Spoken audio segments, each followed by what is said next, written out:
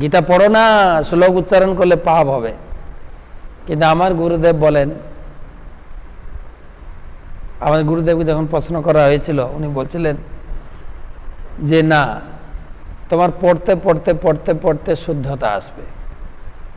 পাপের চিন্তা করে তুমি গীতা পড়াটাকে বন্ধ করো না।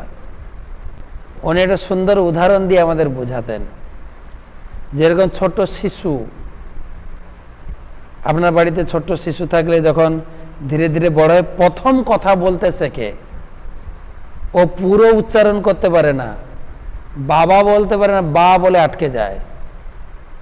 বা বলুন তো, মা বা বাবা, আপনারা যখন ছোট শিশু বাবা না বলে বা বলে, আপনারা আনন্দ পান না দুঃখ পান? আনন্দ পান। আরে প্রথমে বাবা বাবা বলেছে, বাবা বলেছে, মা বলে মা বলেছে। কিন্তু সেই শিশু যখন বড় হয়ে পড়াশোনা করে, ডিগ্রি লাভ করে, আরো শুদ্ধ ভাষায় মাতৃদেবী, হ্যাঁ, আমার সদ্দেহ পিতৃদেব, ততটাও সুখ হয় না ছোটবেলায় যে আধো আধো কথাতে বাবা মা যতটা খুশি হয়।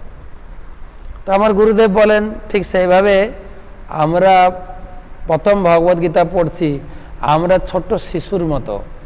আমাদের উচ্চারণ ভুল হলে আমাদের পরম পিতা কৃষ্ণ আমাদের ক্ষমা করবেন।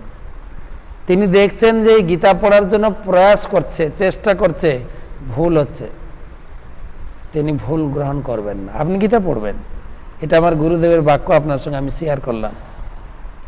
আর আমাদের কিছু পণ্ডিত সমাজ, ব্রাহ্মণ সমাজ আমাদেরকে গীতা পড়া থেকে দূরে রাখার জন্য এই ধরনের কথা বলে থাকে। এই ধরনের কথা বলার কোনো যুক্তিই হয় না।